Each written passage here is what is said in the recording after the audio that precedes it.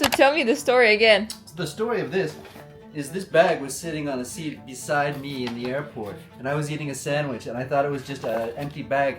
And it's not just a bag, it's aka. Yeah, anyways, bag. it was like this, and so I was drinking water and putting my sandwich garbage in it, and then it was time to go change our gate, so I just picked it up because I intended on throwing the garbage. Okay, you show and then it. it comes in here. Turns out it's got 2 full bags of Akahama, 1 coffee, 1 full bean, 1 powder. How lucky we are! We've got coffee for days. For free! This is like how much? It's like probably 1,000 baht worth It of smells coffee. nice too. I can give this as gifts. No, it's not People gonna be a think I bought gift. it for No, it's not gonna be a gift. We're gonna drink it ourselves. Well, maybe one. No, I'm gonna. No. What? Another thing is that we are in a new hotel. It's a chain, right? Also related to Hyatt or no? It's like Mr. and Mrs. Smith is, I don't know. It's called Mr. and Mrs. Smith of Volve Hotel. It's amazing. It's so cute. Look at that. Look what they have. I will show you now the bedroom. That's how the bedroom looks like. And it's actually suite. We got upgraded because it's our first time in here. When you enter, you have kind of a living room. Oh my God. Very much an Art Deco style. It's very much done in the Art Deco style. And they even have this nice big band, early 20s jazz music going to add to the atmosphere. It's very beautiful. It's like, I you will see show the, you. the lamp is Art Deco. This is Art And I think Deco. it's vintage. Look at that. Looks kind of like vintage. No? Yeah, it's beautiful. And then it's already messy. David made a lot of mess. They also gave us a complimentary beer. Everything But here one is complimentary beer. yeah, only one. Everything That was here cheap. is That was cheap. To me, that no. was Come on, you should be happy. This is the bathroom. Bathroom is so cool. I like these small tiles. Then it's me. Ooh. Then it's David's key. Then there is a shower. You have I was everything. at a fight with some Israelis at the airport today. How could they? I'm gonna tell it tomorrow when I go for a walk How could in the they morning. disrespect me? Okay, so let's go to Amsphere. We're much? going I'm for gonna dinner. wash my- so. So in Amsphere they have this buy one, get one for free. Okay, we pay here or there? There. Okay, ha,ขอบคุณค่ะ. So it's like So we just got 2 1,485 for 2. for 2 steaks. That's Great. So dear, we have no money, right? yeah, we're broke. We're broke. No, I have money. Oh, this is good. I love this. This is the first time. Not the first 18 time. years.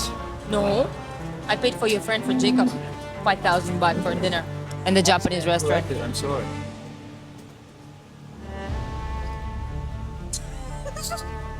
Okay, this is the steak. I want to show the level.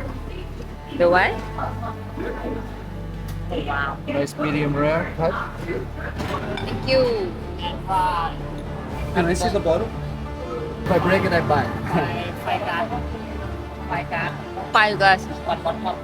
Okay. This Okay. Is the bottom. It's a Bordeaux Superior. Can't wait to try it. Cheers to December 16th.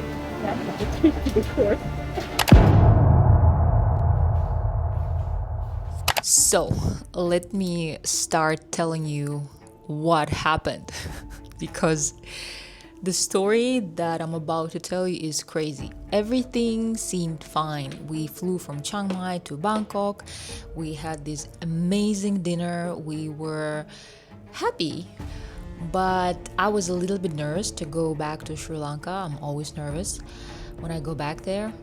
And even though I was nervous, everything seemed to be fine. Like the flight was, I think, 3 hours and 20 minutes, something like that. Everything went smooth. I was watching some programs the whole time. Dave was also fine. So we get out of the plane. We go to the passport control. And that's when everything starts to be super, super bad for me. So I come to the officer of the passport control. She takes my passport and she says, do you have the back ticket? When are you going back? And I'm like, I'm going back on the 5th of it or the 7th of November, I forget now. And then she looks at me in a very, very weird way and says, okay, let's go with me. And at this time, Dave also was like to the officer next to me. And he says, what's wrong? Where are you taking her? And she just doesn't tell him anything. She just says, oh no, she says, there's a problem. And then he starts like saying, what problem? There is no any problem. So she takes me to this room, which I have already been to last year when I got deported for Sri Lanka. And when I tell you the reason why I got deported to Sri Lanka, you will be laughing like super hard. They deported me last year in August because they said the reason I come too often to Sri Lanka. And they're like, why are you coming too often? And I'm like, why I cannot come? Like, maybe I like surfing. Maybe I like nature. Maybe I like spending my winter in Sri Lanka. Why not? And they just deported me back to Thailand. So this time we go to that room, and they have a special room. And if you don't know where the room is, you're very lucky. And we see the guy. This time it was a completely different guy than last year, because everything changes in Sri Lanka every year. The government changes, everybody changes, and everything changes. New rules are implemented. So anyway, we go into that room, and when I had that problem, when I got deported last year, they solved the problem. We just had to go to the immigration, I think, something, I forget now what exactly we did, but we thought I was out of the blacklist and everything is fine now. But he says, the guy, like the immigration officer or the officer on the duty, whoever he was, he tells me, no, you're on the blacklist and nobody took you out of there. You're still there. And I think it's called X form. There's like an X form. I have no idea what it means, but probably like people who got deported. And I was with Dave, and Dave invested a lot of money. I would tell it in a very aggressive way, but I'm not going to say it. So he says, this is my wife, and like we're going to Sri Lanka. She's with me. She doesn't work. She just helps me, just to be there. She keeps me company. And he says no. So I think we spent there like an hour. And eventually they're like, okay, you have to go, because Dave got the stamp right away because he has a residency permit and I don't. Because last year in Sri Lanka, when I wanted to apply for the residency permit, they did not give it to anybody. Not even last year. I think the whole last year and a little bit of the previous year. Because again, it was like something with the government, something like post-COVID, post-crisis, all of these things. And they were all afraid. Nobody was giving any work permits or residency permits. There were some people who got it, but it was difficult. So I was still like, I was coming on a tourist visa, and we thought, okay, now it's the time to change it for you. So, but it didn't work. So Dave goes away. I'm staying. They take me to this detention room. And guys, oh my God, it looks like a prison. So first they told me that I have to buy a ticket. So I had to spend my own money. And the thing is that we were not expecting that. So we didn't have any money on the Thai card.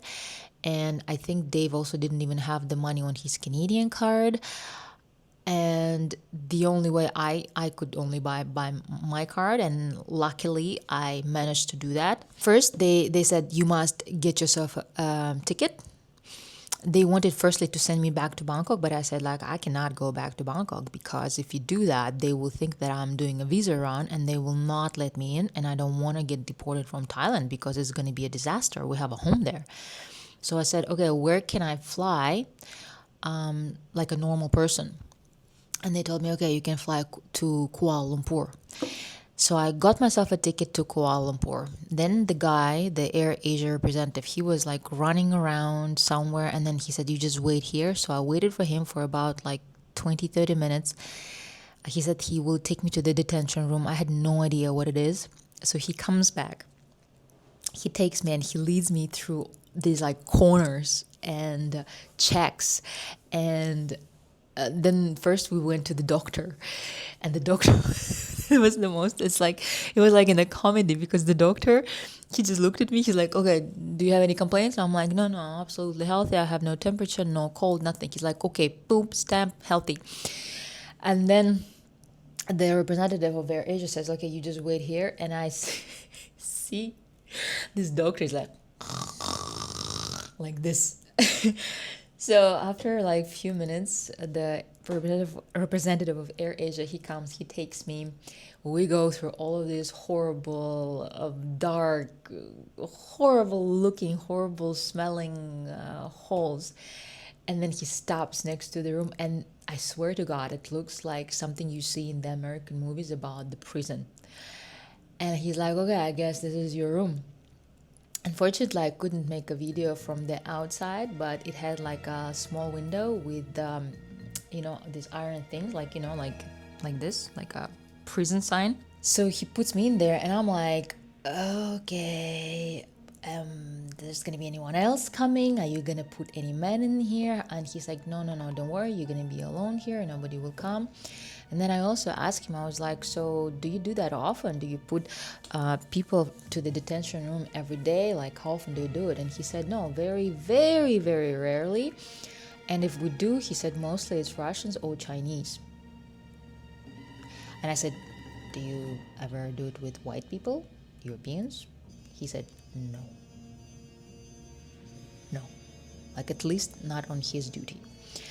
And then I got into the room, and they give a towel, and good. I was lucky that everything smelled nice. The bed smelled nice. It was comfortable enough. There was no blanket. I slept in my clothes, and I took a towel, and the first thing I saw when I got to the shower was a huge cockroach, just huge. So I killed him. I had shower, and I went to bed. It was already like 2:30 a.m. I think Dave was freaking out. He was so worried for me. I talked to him, and I think at about 2:30, 2:45, I finally fell asleep. And at 4 a.m., I'm waking up because of the music.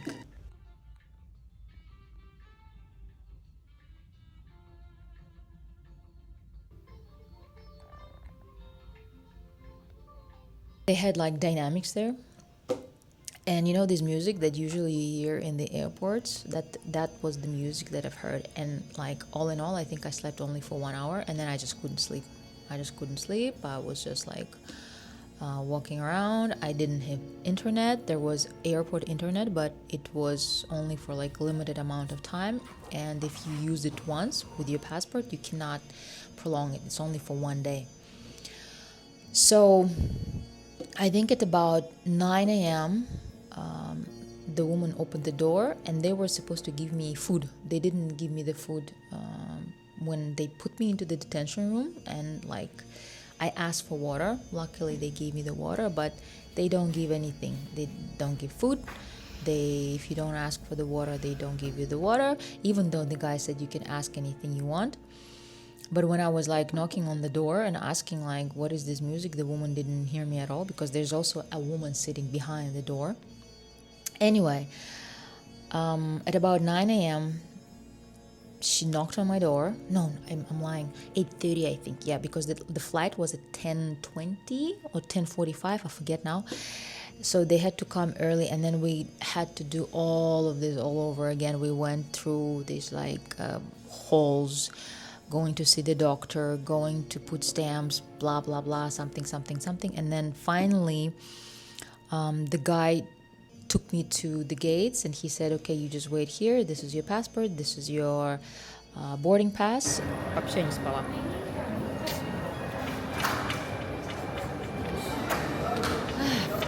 Второй раз. 2 раза уже. Yeah, you're gonna fly like a normal person. And thanks at least for that they let me fly like a normal person, because it would be a disaster.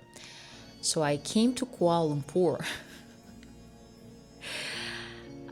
The airport of Kuala Lumpur, by the way, is amazing. Okay, so I found a hotel. Okay, my room is 150. I found a hotel full of Chinese, super loud. It's actually a very beautiful hotel. Look at that. Now, now I have to find my room. And it's $65, including dinner and breakfast. Okay, it's not so bad. Not as bad as I thought it's gonna be. Well, the bathroom is okay. Oh my god, I didn't sleep for like 24 hours, probably even more. I need to sleep. I need to have a shower, sleep, go have dinner, and it's nice. It's nice. It's better than having a capsule for like I think the same price. It's a very nice hotel. That's how a person looks like who was denied an entry to Sri Lanka and spent a sleepless night. I'm now looking for the flights to Indonesia, and I see only one for $71. Fuck. In the morning it was $50. Now it's already 71. Oh my god, oh my god. It's just crazy. This year is crazy. I've never had more crazy year than this. Anyway, guys, see you. I will let you know what I did tomorrow.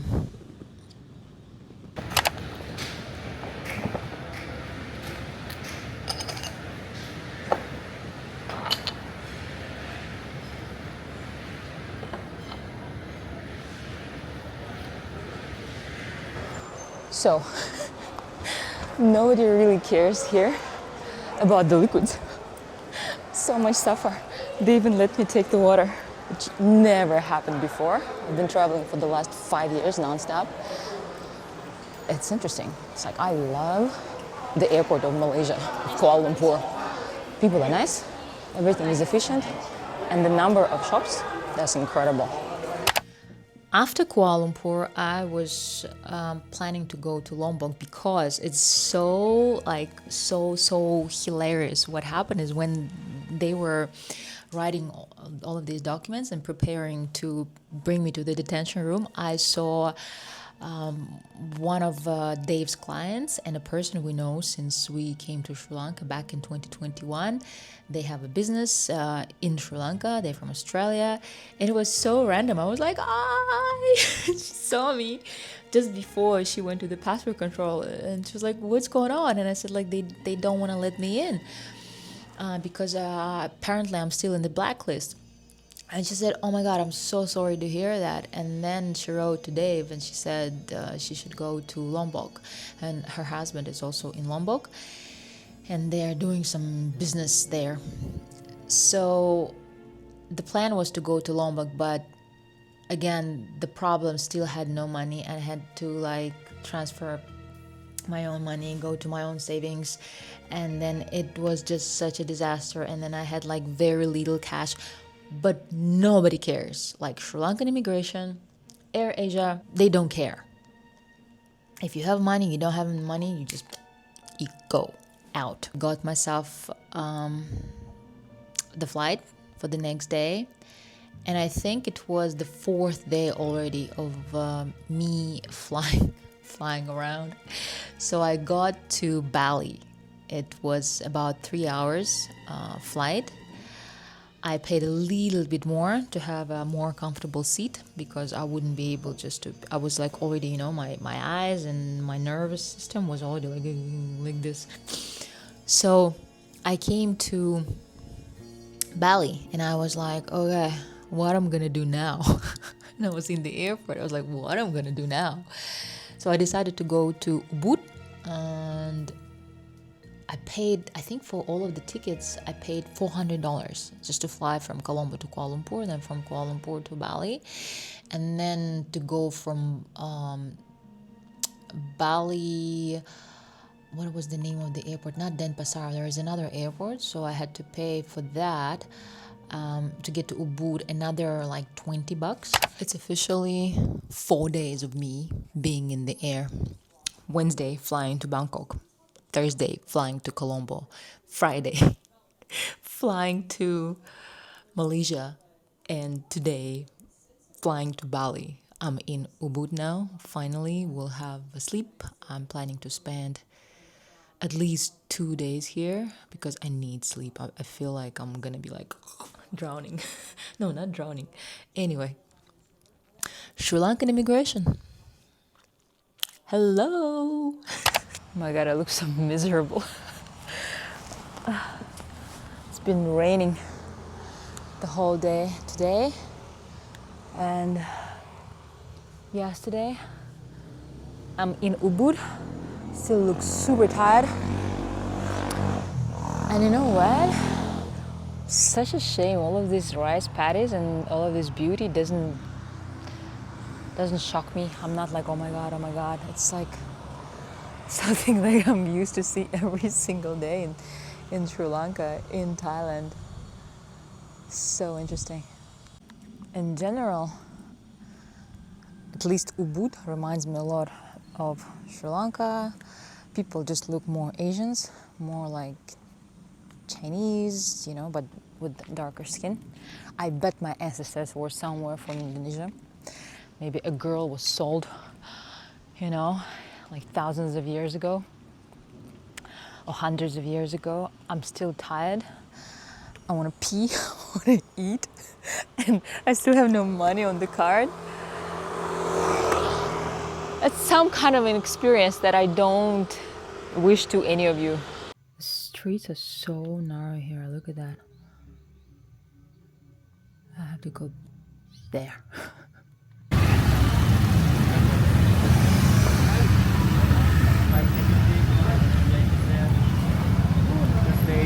So I'm waiting for my Grab now to go to the ferry. Have no ticket, have nothing. Because yesterday she said, my lady who I rented the room from, she said there is a service, but it will take them like 6:30 a.m. I have to be ready and go. So now I'm going into nowhere. So the night before going to Lombok, I watched a video of some YouTubers who said that there is a ferry going from Padang, I think, port to Lombok at 12:30. So I thought, okay, I'm just gonna leave it like at about 9:30, and I'm gonna be there just in time for this ferry. So I call myself a Grab without a ticket, without anything. And I'm just driving there. And as soon as I come, the driver of my Grab gets out and he sees a guy and he says something to the guy and they and then he just starts to take my bag, my suitcase, and takes it to the first company with ferries. And I'm like, no, hold on, what time is it, how much is it? He's like, oh, it's 1:30 p.m. It leaves at 1:30 p.m. And it was only like 11:20, I think, when I arrived there. I said, no, it's just please let me walk around. And the guy was just going after me, like it was so annoying. This is what I didn't like, because when you come there, you feel yourself like a tourist, because when we live in Chiang Mai, this never happens. I've never seen any Thai person doing anything like that. So what I do, I'm like, okay, just please let me go. So I'm going to another company. They have the ticket, the ferry, for 12:30. I get the ticket and I get on the ferry and I get to Lombok. But then where did I get out? Sengiri, I think I went out. So the Grab doesn't pick up any people from that place, and it's full of taxi drivers who are so annoying. Like I almost literally screamed at a guy because I was trying to read a message from Dave and he would just not let me. He would just like, then I tried to book the Grab, but they say Grab is not available and your location, and I'd have no cash. And even if I had, I don't want to spend it because the Thai card didn't work. Apparently they have here ATM, international ATM, and ATM for local banks only. So yeah, adventures. After I've been denied into entry of Sri Lanka, it just never ends. And everybody here, they just own your face. Like, they want to make money as much as possible. So let me go and try to get a grab and see you hopefully in Marshmallow. It took me another 1.5 hours to get to Lombok, but all in all, I think it was 4.5 hours of getting from Ubud to Lombok. 4 days in the plane. Then today I spent 4.5 hours going to Lombok, and I had no idea where I'm gonna stay, how it's all gonna be, and let me show you where I ended up staying. Ta-da! So this place is one of our friends' place. Look at this.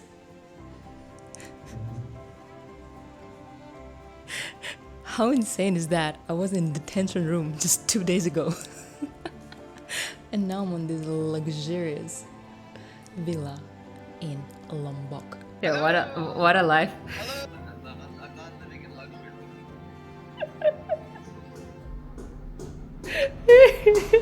That is the kitchen. I'll be able to cook myself. This is me.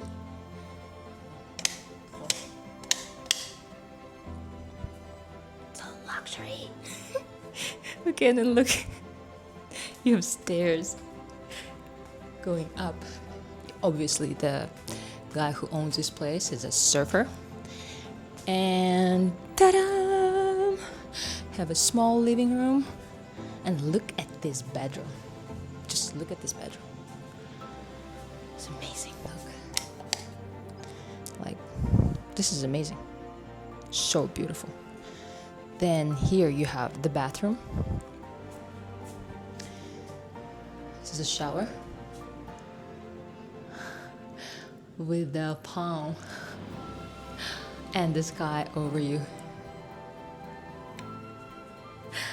How crazy is my life now? Like, who knew? Last week, at this time, I had no idea I'm gonna be in Lombok, staying, first of all, being in a detention room, then going to Bali and ending up in Lombok for the next, I think, 2.5 weeks I'll be here. I have 3 days to find myself a place to stay because this place is our friend's. He's coming back on Thursday or Friday, I think he said. Oh my god, I'm gonna go for a walk now. Tomorrow I'm gonna rent a bike and start looking for a place. He said that it's possible to find something decent here for $300-400. Maybe not three, but probably $400-500. I wonder if it's gonna be with a swimming pool. Anyway, just crazy.